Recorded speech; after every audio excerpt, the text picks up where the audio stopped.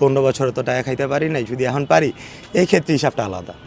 Totally মানে একবারে যে ফুললি তার উপরেই থাকতে হবে যে না সে পারবে এরকম না। আমরা যদি মিলাঝিলা ট্রাই করি সেক্ষেত্রে হইতে পারে, কারণ একা একটা পার্সন উপর আপনি ফালে অবশ্যই আশা করতে পারেন না যে বাংলাদেশ আগায় যাবে, জিন্দগিতে সম্ভব না। এই যে গত 15 বছর আপনি ওইরকম আহামরি দেখতে পারেন না জায়গায় গেছে এরকম কিছু, তো তাই না? গত 15 বছর রাজনীতি লেভেলে তো আমরা দেখছি বিএনপি তার আগে রাজনীতি ছিল, এরপরে আবার নতুন করে আসছে, আশাবাদী যে না দেশের জন্য ভালো কিছু হইতে পারে। বাট একবারে পুরোপুরি তার উপরে ফালাইলে হবে না যে না সে পারবে।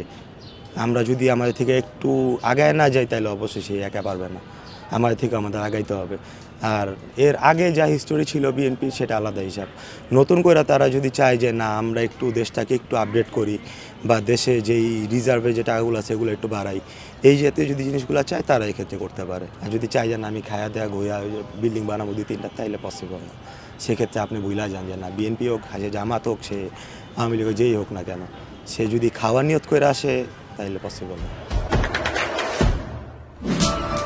দেশে দেশে সবার সাথে দ্য নিউজ।